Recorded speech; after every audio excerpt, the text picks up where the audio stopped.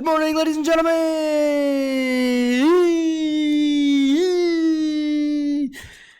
Hi.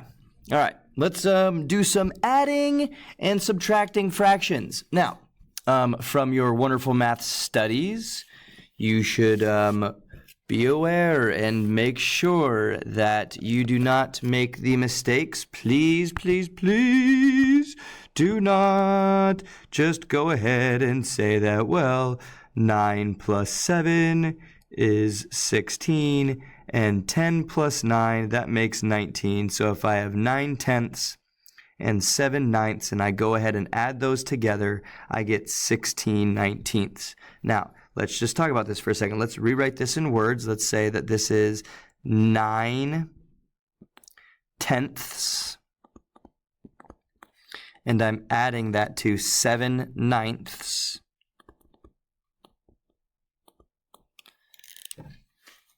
Can I add those two things together? That's like me saying, well, that I have 4 cats plus 2 dogs, and saying that I have 6 cat dogs?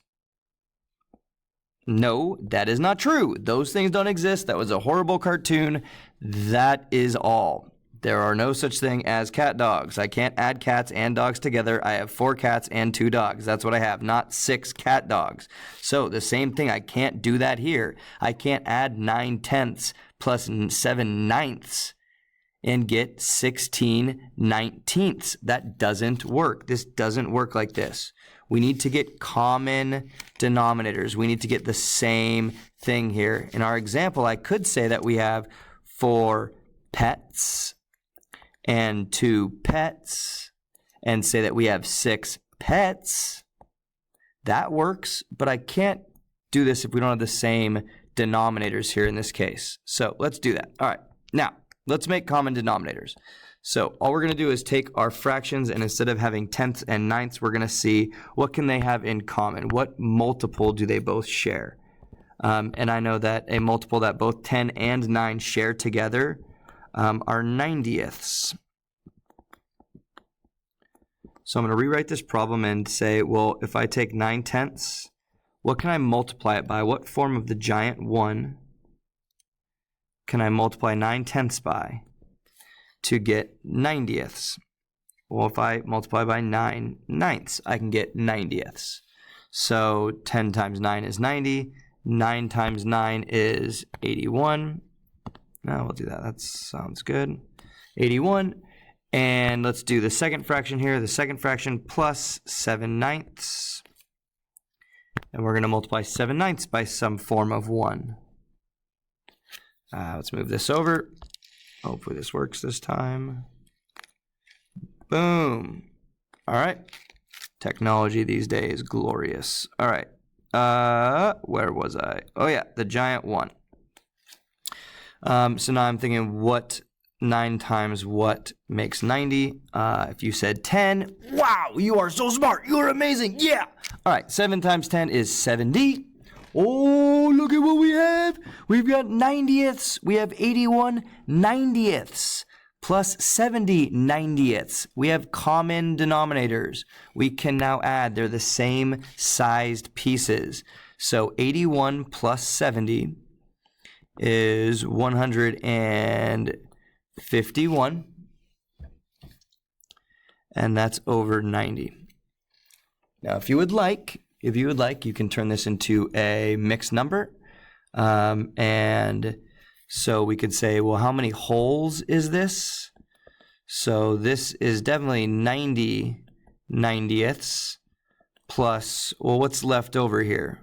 Well, 151 minus 90 is 61.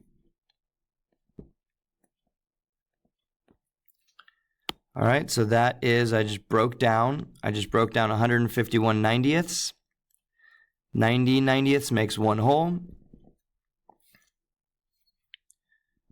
So this, I'll do it right below. So this is 1 whole plus 61 90ths, which equals 1 and 61 90ths. Both answers are acceptable to me. If you want to leave it as an improper fraction or a fraction greater than 1, or as a mixed number, I am totally fine with. And neither have a common factor, so it cannot be reduced any further. All right. So let's do the next one. Let's tackle the next one. Let's see. So 1/2. 1/2 minus 3/11. Again, I can't have different denominators here. They're different sized pieces. Halves are way bigger than 11ths. I cannot add these together unless I get them the same. So I'm thinking to myself, what multiple do they share? It turns out the first one that they would have in common is 11. So I'm thinking, how can I get to 20 seconds? How can I turn both these fractions into 20 seconds? Well, 1/2 times what would get me to 22, and that's 11. So 1 times 11 is 11.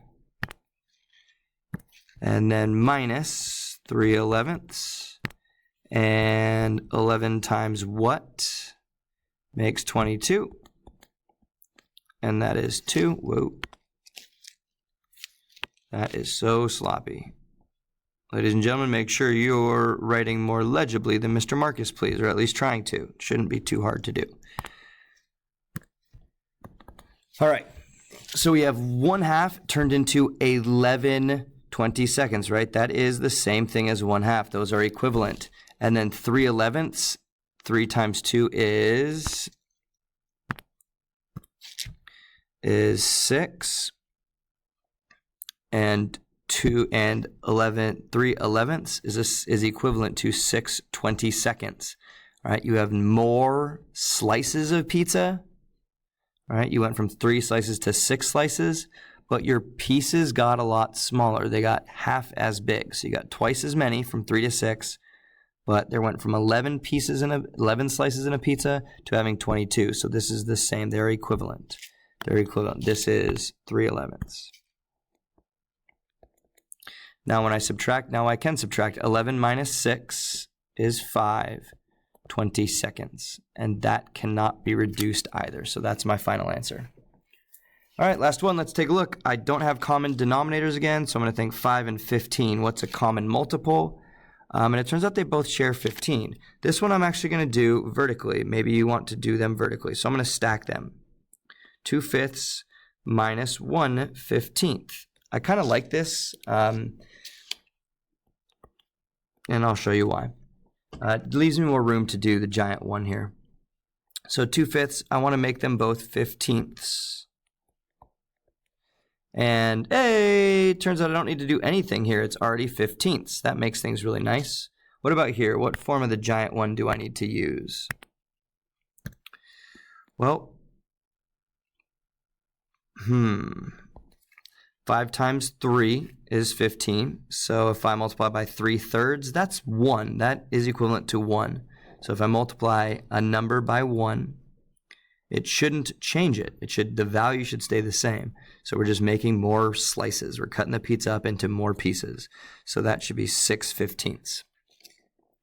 And when I go to subtract, these 15ths are more of just units like feet, inches, and miles.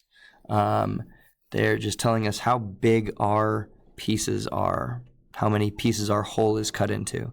So 6/15 minus 1/15 is 5/15. But this can be simplified. So I'm going to take a look and I'm going to say, can I divide this by a common factor? Can I combine these pieces somehow so I have less of them? Let's go ahead and divide by a common factor. And 5 and 15 both have a factor of 5. And if I divide both of these by 5, the numerator and denominator, I will get 5 divided by 5 is 1, and 15 divided by 5 is 3. So 2/5 minus 1/15 ends up being 1/3. All right, thank you guys very much. Have a wonderful day.